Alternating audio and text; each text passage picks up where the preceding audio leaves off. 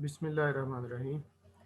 अच्छा students, integration का काम हमारा जारी है और लास्ट टाइम आप 5.6 एक्सरसाइज कर रहे थे। चैप्टर 5 की लास्ट एक्सरसाइज थी जिसमें हमने सादा से जो इंटीग्रल्स हैं उनको सॉल्व करना सीख लिया है। उसमें जो लिमिट्स हैं और जो सब्स्टिट्यूशन करते हैं वो हम जान चुके हैं। अब इसे आगे चलना है। सेकेंड ईयर में जिस तरह से आपको पता है कि इंटीग्रेशन बाय सब्स्टिट्यूशन 3.3 एक्सरसाइज के बाद एक्सरसाइज थी 3.4 जिसमें थी इंटीग्रेशन बाय पार्ट्स। तो उसके रिलेटेड ये है हमारे पास चैप्टर 8 से ये स्टार्ट हो रहा है जिसमें हम सीखेंगे कि इंटीग्रेशन बाय पार्ट्स कैसे करते हैं। उसके लिए आगाज़ में एक तो मैंने भी आपको जो सेकंड ईयर की एक्सरसाइज 3.3 करवाई थी ना, उसमें मैंने आपको टेबल ऑफ इंटीग्रल्स बताया हुआ है।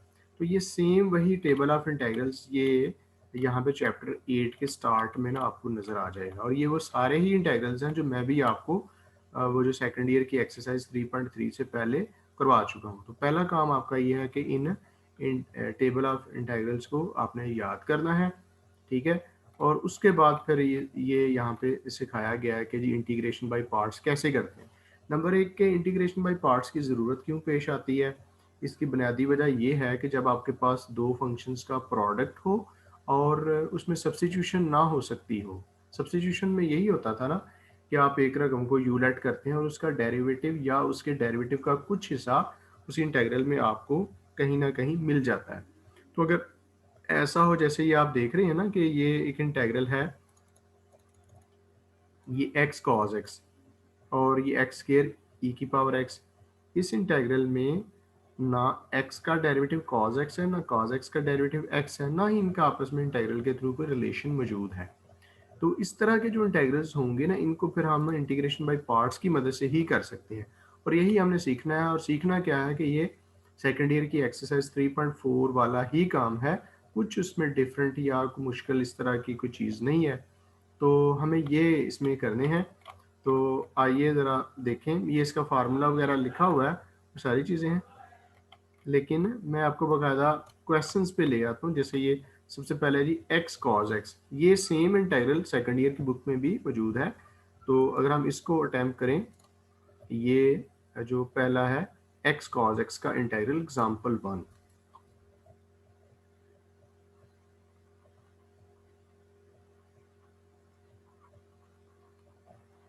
इसमें इसको मैं i का नाम दे देता हूँ, ये है जी x cos x। तो इसमें हम ना दो फंक्शंस, एक को u कह लेते हैं, एक को v कह लेते हैं, इनके पहला और दूसरा फंक्शन। ये जो x और x की पावर्स होती हैं इनको हम आमतौर पे पहला फंक्शन कहते हैं और जो इसको दूसरा। और आमतौर पे जो पहला फंक्शन होता है वो इस तरह का लिया जाता है जिसका डेरिवेटिव मौजूद हो, और सेकंड फंक्शन वो लेते हैं जिसका इंटीग्रल्स मौजूद हो। चूँकि जो सेकंड फंक्शन है उसका इंटीग्रल लिया जाता है इंटीग्रेशन बाय पार्ट्स में, और जो फर्स्ट फंक्शन हम सेलेक्ट करते हैं ना उसका डेरिवेटिव लिया जाता है। तो इसमें करना ये होता है कि सबसे पहले आपने जो पहला फंक्शन है ना उसको सेम एज इट इज़ लिखना है। इसके बाद दूसरी ब्रैकेट लगानी है, फिर ये साइन ऑफ इंटीग्रेशन है, इसके बाद ये दो ब्रैकेट्स हैं, यानी कि इनको फिलिंग करनी है। ये वहाँ पे सेकंड ईयर में हम करते हैं कि पहला फंक्शन यहाँ पे लिख लिया और जो दूसरा फंक्शन हमने सेलेक्ट किया हुआ है ना उसका यहाँ पे हमने लिखना है इंटीग्रल। तो आप जानते ही हैं कि cos x का इंटीग्रल क्या होता है जी, sin x होता है। ये सेम जो इंटीग्रल लिखा है ना, ये विद इन दिस इंटीग्रल इधर भी आपने लिख देना जी। और जो पहला फंक्शन था ना उसका इस वाली ब्रैकेट में डेरिवेटिव लिखना है। तो बस ये अप्लाई हो गया। इसको आप थोड़ा सा सिंप्लीफाई करके लिखें, एक्स साइन एक्स माइनस यहाँ पे क्या बच गया, सिर्फ साइन एक्स। और अगले स्टेप में आप, चूँकि ये प्रोडक्ट नहीं है, एक ही फंक्शन है और इसका इंटीग्रल टेबल में मौजूद है, तो क्या होता है साइन एक्स का इंटीग्रल, वो होता है जी minus cos x plus integration करने के बाद आप ये सी लिख देते हैं। तो ये आ गया फाइनल आंसर के x sine x plus cos x. तो ये हमने इसको अटैम्प्ट कर लिया। इसी तरह से ये आप देख सकते हैं, ये जो भी इन्होंने नोटेशन वगैरह लगाई हैं आप इससे हट के और डायरेक्ट अप्लाई करें जी कि किस तरह से हमने इम्प्लीमेंट कैसे करना है ये फार्मूला, ठीक है। इसके बाद ये अगली एग्जांपल है एल एन एक्स। तो इसको देख लेते हैं कि एल एन एक्स का इंटीग्रल हम कैसे लेंगे। पहली बात तो ये है कि ये लग तो यही रहा है ना कि एक ही फंक्शन है, यहाँ पे तो दो फंक्शंस की प्रोडक्ट ही नहीं है। लेकिन आपको अगर याद हो तो इस ln x का डेरिवेटिव हम जानते हैं 1/x है, लेकिन इसके इंटीग्रल्स का कोई फार्मूला नहीं था। तो इसका मतलब ये है कि इसको आप इंटीग्रेट नहीं कर सकते। तो इसमें फिर करेंगे क्या कि हम अपनी तरफ से यहाँ पे 1 साथ में समझ लेते हैं कि ये 1 है, और साथ में 1 डॉट ln ऑफ x, यानी इसके दो फंक्शंस बना लिए। अब किसको पहला और किसको दूसरा फंक्शन लेना है, तो उसमें मैंने आपसे कहा ना कि अभी आप इंटीग्रल जो कर रहे थे, पहला फंक्शन जो आप सिलेक्ट करते हैं उसका यहाँ पे तो सेम वैसे लिख दिया जाता है, और इस ब्रैकेट के अंदर इसका डेरिवेटिव लिखा जाता है। जो सेकंड फंक्शन आप सिलेक्ट करते हैं उसका इंटीग्रल लिखना होता है 2 दफ़ा। तो चूंकि इसका इंटीग्रल अगर मौजूद होता तो हम इसको अभी लिख ना लेते, तो इसका इंटीग्रल मौजूद नहीं है, लिहाजा आप इसको सेकंड फंक्शन नहीं ले सकते, क्योंकि सेकंड लेंगे तो इसका इंटीग्रल लिखना होगा जो कि मौजूद नहीं। इसलिए फिर आप इसको अब लेंगे पहला फंक्शन, और ये याद रखें कि जब भी ln ऑफ x या इनवर्स ट्रिग्नोमेट्रिक फंक्शंस आएंगे ना, तो आपने inverse trigonometric functions, log functions को हमेशा क्या लेना है, फर्स्ट फंक्शन कंसिडर करना है। और फिर जो आप पहले आप कर रहे थे इंटीग्रेशन बाय पार्ट्स, जिसमें क्या करते हैं, सबसे पहले लिखते हैं पहला फंक्शन जो कि यहाँ पे हमने ln ऑफ x लिया, साथ में जो दूसरा फंक्शन है उसका इंटीग्रल लिखना है, माइनस ये साइन ऑफ इंटीग्रेशन, इसी ब्रैकेट में ये वाला जो इंटीग्रल लिखा है वो यहाँ पे लिख देंगे, और इस आखिरी ब्रैकेट में जो पहला फंक्शन आपने सेलेक्ट किया ना उसका लिखना है जी डेरिवेटिव विच इज़ 1/x। तो ये फर्दर इसको आप सिंप्लीफाई कर लेंगे, x ln ऑफ x, ये ज़ाहिर है कि x से कैंसिल हो गया, जस्ट 1 रह गया dx। तो ये आपका सिंप्लीफाइड आंसर -1 का इंटीग्रल x होता है प्लस c। तो ये हमने दूसरी एग्जांपल इसमें देख ली। इसी तरह से आप देखिए कि इसमें ये थर्ड एग्जांपल है एक्स स्क्वायर ई की पावर एक्स, एक्स स्क्वायर ई की पावर एक्स। अगर इसको मैं यहाँ पे लिखना शुरू करूँ कि एक्स स्क्वायर ई की पावर क्या था, ई की पावर एक्स। तो जैसे मैंने कहा कि जब दो फंक्शंस का प्रोडक्ट हो और उसमें ना पहली रकम का डेरिवेटिव दूसरी रकम हो और ना दूसरी का पहली रकम डेरिवेटिव हो, तो फिर इंटीग्रेशन बाय पार्ट्स करते हैं। लेकिन कौन सा फर्स्ट फंक्शन होगा, कौन सा सेकंड, तो मैंने कहा कि हम एक्स और एक्स की पावर्स को हमेशा फर्स्ट फंक्शन ही लेते हैं, ता वक्त के जब सेकंड फंक्शन लॉग फंक्शन या इनवर्स ट्रिग्नोमेट्रिक फंक्शन आ जाए, क्योंकि लॉग फंक्शन और इनवर्स ट्रिग्नोमेट्रिक फंक्शन को आप दूसरा फंक्शन अफोर्ड नहीं कर सकते, क्योंकि इसका फिर इंटीग्रल लिखना पड़ेगा जो कि होता नहीं है। ठीक है, तो x वाली पावर्स को आपने हमेशा पहला फंक्शन लेना है, इसको दूसरा फंक्शन लेना है, और इंटीग्रेशन बाय पार्ट्स जब करते हैं तो पहला फंक्शन लिखते हैं विच इज़ एक्स स्क्वायर, और जो दूसरा फंक्शन लिया है उसका क्या करते हैं, इंटीग्रल लिखते हैं। तो e की पावर x का इंटीग्रल भी e की पावर x है, ये टेबल में आपको मिल जाएगा, माइनस ये साइन ऑफ इंटीग्रेशन, और जो इंटीग्रल इधर लिखा है वो सेम इधर भी आप लिखेंगे, और जो फर्स्ट फंक्शन था ना उसका आपने लिख देना है डेरिवेटिव, और एक्स स्क्वायर का डेरिवेटिव 2x होता है। तो ये हमारा एक स्टेप हो गया। यहाँ पे आ गया एक्स के ई की पावर एक्स माइनस ये 2 कांस्टेंट है, इसको बाहर निकाल लें, और यहाँ पे तरतीब जो एक्स और एक्स की पावर्स होती हैं ना वो हम पहले लिखने की कोशिश करते हैं।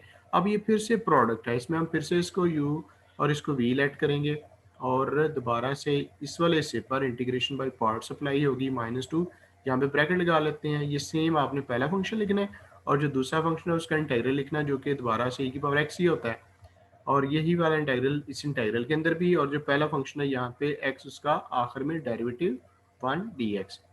तो बस ये सेकंड लास्ट स्टेप आ गया, x के ई की पावर x माइनस ये 2 से अंदर मल्टीप्लाई करें -2x ई की पावर x, ये माइनस माइनस प्लस हो गया +2, और आखिर में रह गया e की पावर x। तो ये नीचे जब आप आएंगे तो ये सेम यहाँ तक लिखेंगे, +2 के बाद e की पावर x का इंटीग्रल लिखना जो कि e की पावर x ही होता है प्लस c। तो ये हमने ये थर्ड एग्जांपल भी सॉल्व करके देख लिया। इसी तरह से आगे है जी नेक्स्ट फोर्थ एग्जांपल e की power x cos x, e की power x and then cos x। इसको हम कैसे करेंगे सॉल्व, e की पावर x, e की पावर x cos x, इसमें देखें ना तो x वाली रकम है। अच्छा, ये दोनों जो फंक्शंस है ना e की पावर x और cos x, इनके जितनी दफ़ा मर्जी आप डेरिवेटिव ले लें या इवन के इंटीग्रल्स ले लें, तो ये इनके इंटीग्रल्स या इनके डेरिवेटिव का आंसर ख़त्म नहीं होगा।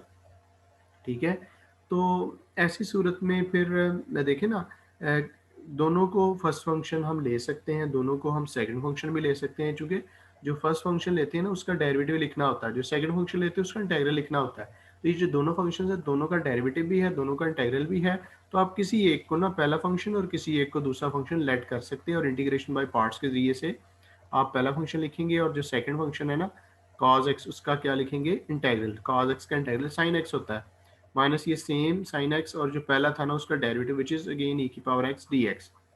ठीक है, यहाँ पे ये आ गया e की पावर x और sin x माइनस ये बन गया e की पावर x और sin x dx।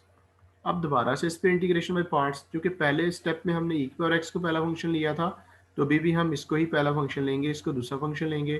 तो ये आपके पास आई बन गया e की पावर x और देन साइन एक्स माइनस, यहाँ पे ब्रैकेट लगा लेते हैं, पहला फंक्शन इंटीग्रेशन बाय पार्ट्स करने लगे हैं, सेकंड का लिखना है इंटेग्रल, और आप जानते हैं कि साइन एक्स का इंटेग्रल माइनस कॉस एक्स होता है, माइनस यही वाला इंटेग्रल दोबारा से विद इन दिस इंटेग्रल, और जो पहला फंक्शन है ई की पावर एक्स उसका डेरिवेटिव जो कि अगेन ई की पावर एक्स ही होता है, और ये ब्रैकेट। तो ये आप जान ही चुके हैं कि इनको बार बार आप करते जा रहे हो इंटीग्रेशन बाय पार्ट्स, तो कोई भी इंटीग्रल सिंपल नहीं हो रहा, उसी साइज का इंटीग्रल दोबारा से आता जा रहा है। तो ये असल में रोटेट होके दोबारा से जब इनिशियल इंटीग्रल के इक्वल आ जाएगा ना, तो फिर हम वहाँ पे इसको आई के इक्वल लेट करेंगे। अच्छा, ये माइनस माइनस हो गया प्लस ई की पावर एक्स और कॉस एक्स, ये माइनस और ये तीसरी माइनस ये मिलके बन गया माइनस, और इस इंटीग्रल में क्या रह गया ई की पावर एक्स और कॉस एक्स। आप देखें घूम फिर के दो दफ़ा इंटीग्रेशन करने के बाद इसका ये वाला हिस्सा वही आ गया जो कि स्टार्टिंग इंटीग्रल आई था, तो इसकी जगह पे फिर हम लिख लेंगे आई और प्लस एक सी आप ऐड कर लिया करते हैं, क्योंकि अब आप इसको क्लोज करने लगे हैं। ई की power x cos x minus इसको कर दिया आई प्लस सी, आप इसको लिख, अब ये माइनस आई को उठा के इस तरफ आप ले आओगे, तो आई प्लस आई इस साइड पे, यहाँ से ई की पावर एक्स कॉमन ले लें, ये बन गया sine x plus cos x plus C, ये बन गया ना टू आई। तो आई निकालना है, यानी कि इंटीग्रल आई की वैल्यू थी, ये टू दूसरी तरफ जाके डिवाइड हो जाएगा, तो ये बन जाएगा ई की power X by two, then sine x plus cos x plus C by two. देखो सी बाई टू जो आएगा वो कांस्टेंट ही होगा ना, कोई नया, उसको आप सी डैश का नाम दे दें।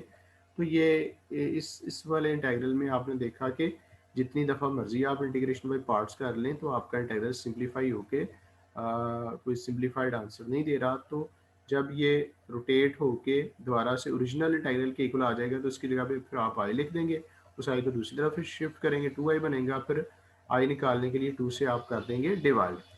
ठीक है, तो ये वाली थी एग्जांपल 4। इसके बाद है ये एग्जांपल 5। इसमें भी ये दिखाया गया है कि जब आपके पास काज की कोई पावर हो ना, तो उसको इस तरह से ब्रेक कर लेंगे, ऐसे लिख लेंगे काज की power n minus one into cos x, और देन उस पर इंटीग्रेशन बाय पार्ट्स अप्लाई करेंगे, और देन ये जो उसने आंसर और ये जो रिजल्ट निकाला हुआ है, ये दरअसल चूँकि एन की कोई भी पावर हो उसके लिए है ना, तो इस तरह के फार्मूलों को जिसमें किसी एक इंटीग्रल को सॉल्व करने का जर्नल पैटर्न दिया होता है ना, उसको कहते हैं रिडक्शन फार्मूलाज, रिडक्शन फार्मूलाज। तो अभी इसको हम अवेलुएट करते हैं, और ये जो रिडक्शन फार्मूलाज हैं ये साइन की पावर है, काज की पावर, टेन की पावर, सीकेंट कोसेकेंट वगैरह सबके लिए अवेलेबल हैं। तो फिलहाल जो हमारे सामने है इसको करके देखते हैं। ये गालिबन एग्जाम्पल 5 है कि कॉस की power N X D X, तो इसको आपने ब्रेक कर लिया, ये लिख लिया कॉस की power N minus one into X into cos X. अब आप इस पे इंटीग्रेशन बाई पार्ट्स लगाना चाहते हैं, सोचें किसको पहला और किसको दूसरा फंक्शन लें। जो पहला लेंगे उसका डेरिवेटिव लिखना है, और जो दूसरा लिखेंगे फंक्शन सेलेक्ट करेंगे उसका इंटीग्रल लिखना है। तो ज़ाहिर है यहाँ पे इस वाले हिस्से का इंटीग्रल नहीं लिखा जा सकता, तो इसको आप ना ले लें फिर पहला फंक्शन, लेकिन इसका डेरिवेटिव लिखा जा सकता है, इसको ले लें आप दूसरा फंक्शन, और इंटीग्रेशन बाय पार्ट्स परफॉर्म करें। तो सबसे पहले मैंने फर्स्ट फंक्शन लिखा cos की power n minus one into x, और जो दूसरा फंक्शन है ना cos x, उसका मैंने लिखा इंटेग्रल जो कि sin x होता है, माइनस यही वाला इंटेग्रल दोबारा से, और ये जो पहला था ना इसका लिखना है डेरिवेटिव। डेरिवेटिव में क्या करेंगे, इसकी पावर सबसे पहले आएगी, फिर इसकी पावर में से वन माइनस करेंगे, और फिर जो इसकी बेस है पावर के नीचे क्या है cos x, इसका डेरिवेटिव लिखेंगे जो कि क्या होता है माइनस साइन एक्स। ओके जी, ये आई बन गया किसके इक्वल, cos की power n minus one into x sine x. अब आप इसमें से n माइनस वन और ये माइनस माइनस हो गया प्लस,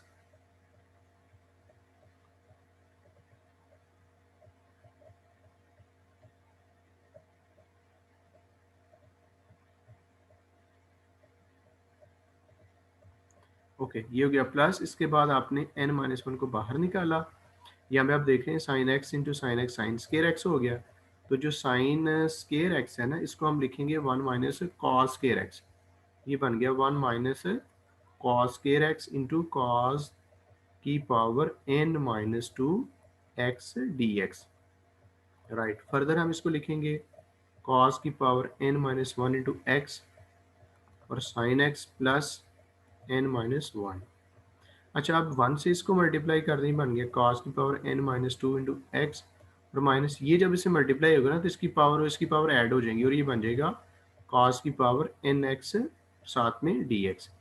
अब इसके दो इंटेग्रल बना लें, इनको आप सेपरेट कर लें।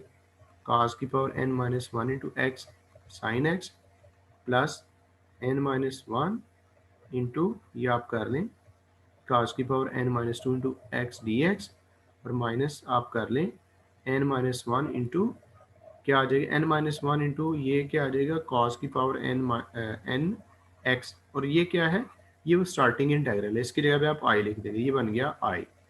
इस वाले को आप उठा के इधर ले आए, ये बनेगा i plus n minus one into I और इस तरफ क्या है जी cos की power n minus one into x sine x plus n minus one into cos की power n minus two x D x.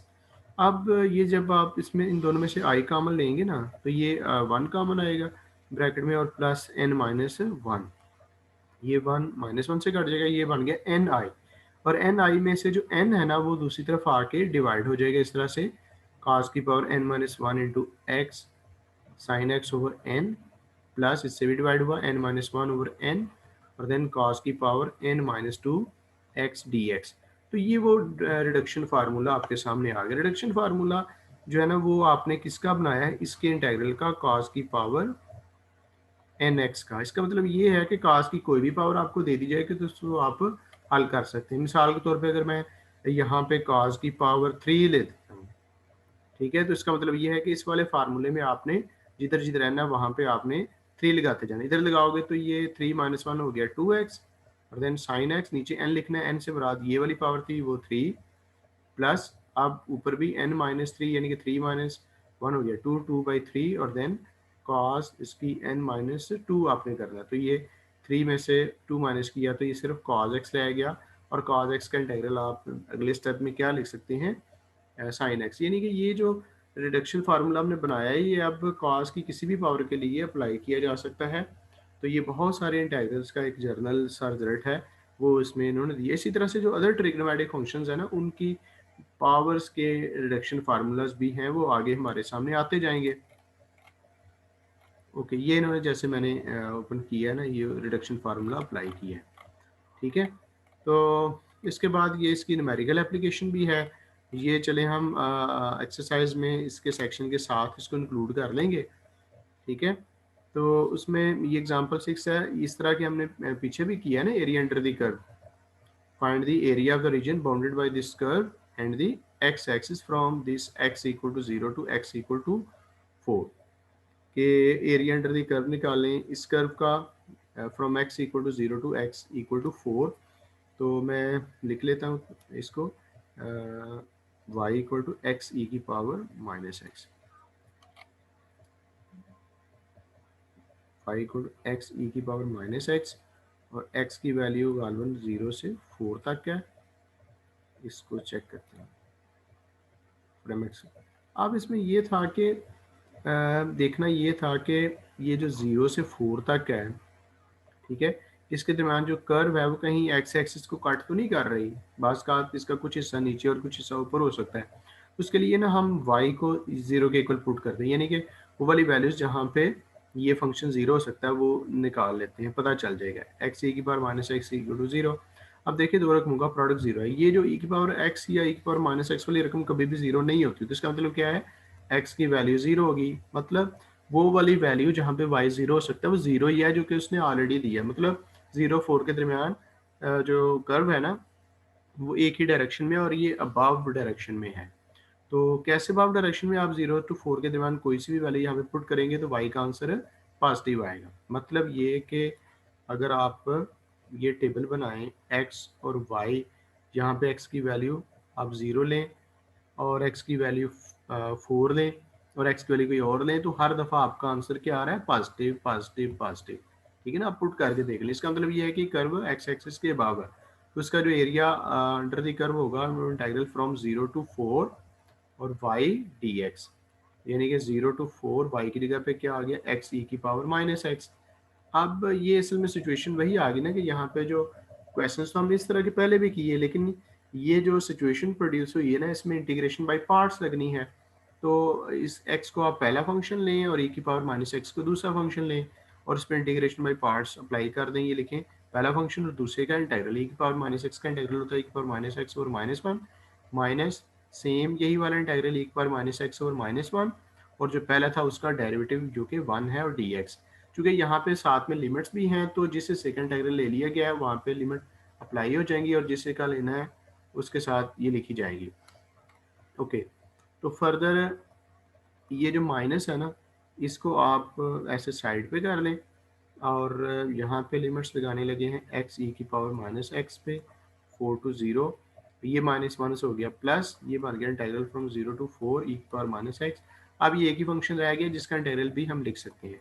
मैं इस वाले से पर लिमिट्स भी लगाने लगा, ये पहले अपर लिमिट, ठीक है, यानी कि 4 ई की पावर माइनस 4, फिर माइनस नीचे वाली 0 लगाओगे तो ये एक्स 0 हो जाएगा, ये सारी रकम 0 बन जाएगी प्लस। अब इससे सेकंड इंटीग्रल क्या होगा, ई की पावर माइनस एक्स और ई की power minus x over minus one, और साथ ही इस पर आप ये लिमिट्स लगा देंगे।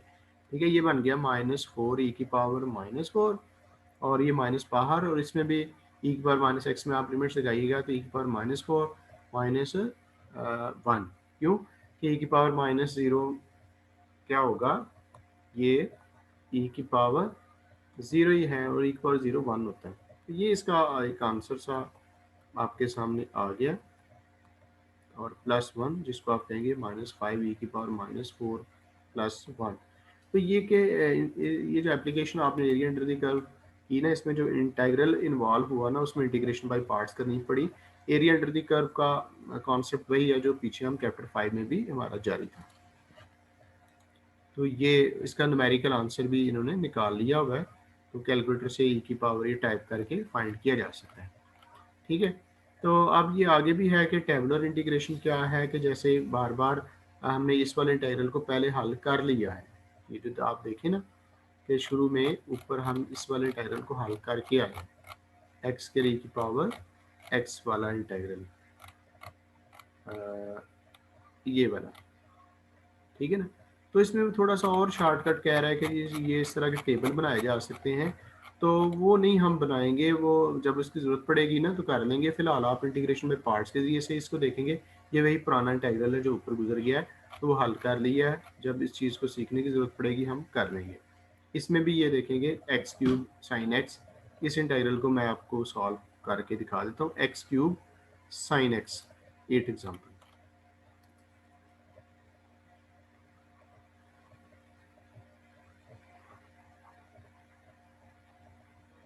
इसमें देखो मैंने कहा कि ऑलवेज एक्स और एक्स की पावर्स को पहला फंक्शन लिया करें जब तक कि दूसरा फंक्शन लॉग फंक्शन या इनवर्स ट्रिग्नोमेट्रिक फंक्शन ना हो।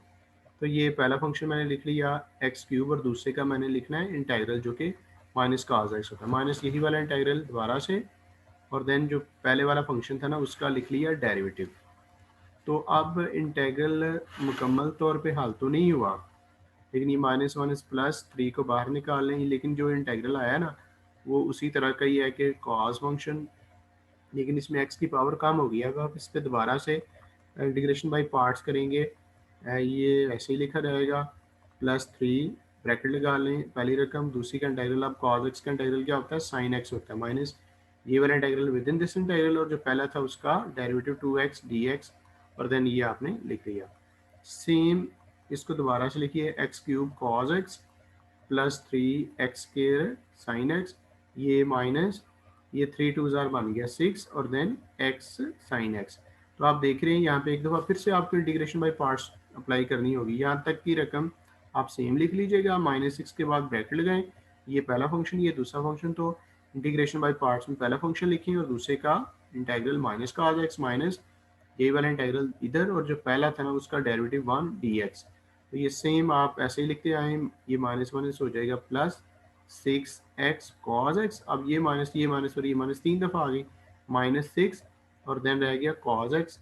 और कॉज एक्स का इंटीग्रल क्या होता है? अब इसमें इंटीग्रेशन बाई पार्ट्स नहीं होनी, अगले स्टेप में इसका डायरेक्ट आपने इंटीग्रल लिख देना है -6 साइन एक्स, और इसे पिछली रकमें सेम आएंगी। तो ये हमने इसको अटैम्प्ट किया। ओके, इसके बाद भी आप यही वाली जो प्रैक्टिस है इंटीग्रेशन बाय पार्ट्स, उसको इस पे इम्प्लीमेंट करना है। एक्सरसाइज है 8.1, इसमें यही चीज़ें जो अभी आपने अप्लाई की इंटीग्रेशन बाय पार्ट्स, तो ये क्वाइट इजी हैं। इनको उसी तरीके से जैसे ये इन्वर्स है ना, इनमें साथ में 1 लगा लेंगे, और इन्वर्स वाले फंक्शन को मैंने जैसे पहले कहा कि पहला फंक्शन लेना होता है, क्योंकि दूसरा नहीं ले सकते, दूसरा लेंगे तो उसका इंटीग्रल लिखना पड़ेगा, तो इंटीग्रल तो मौजूद ही नहीं है ना, इसलिए तो हम इंटीग्रेशन बाय पार्ट्स करने की तरफ आ रहे हैं। तो जितने भी जहाँ पर भी इन्वर्स आएंगे किसके, ट्रिग्नोमेट्रिक फंक्शंस के या लॉग फंक्शन, तो उसमें उनको आप फर्स्ट फंक्शन लेंगे और दूसरे को सेकंड रखना पड़ेगा। अदरवाइज आप देख लेंगे एक्स को पहला फंक्शन और अदर को दूसरा फंक्शन लेना है। तो इन सारे क्वेश्चंस में आप कीजिएगा। तो आपने ये आज के लिए क्वेश्चंस करने हैं एक्सरसाइज 8.1 के 1 से लेकर 24 तक। तो इंशाल्लाह नेक्स्ट लेक्चर में हम इससे आगे चलेंगे। ये ना समझें कि जी ये हमने 5 चैप्टर से डायरेक्ट 8 पे आ गए हैं। असल में इंटीग्रेशन का काम आपको सिखाना है, इंटीग्रेशन बाय सब्स्टिट्यूशन चूँकि प्रीवियसली हो गई है। तो जो चैप्टर 6 और 7 में जो चीज़ें हैं ना, वो थोड़ी सी तरतीब से हट गई हैं। तो ये अगला स्टेप था इंटीग्रेशन बाय पार्ट्स का, तो इस पे आ गए हैं। ये हम इसकी 2-3 एक्सरसाइजेस करेंगे, फिर वापस जो हमारे रिमेनिंग सेक्शंस हैं ना, उनको भी कंप्लीट करेंगे। ओके जी स्टूडेंट्स, अल्लाह हाफ़िज़।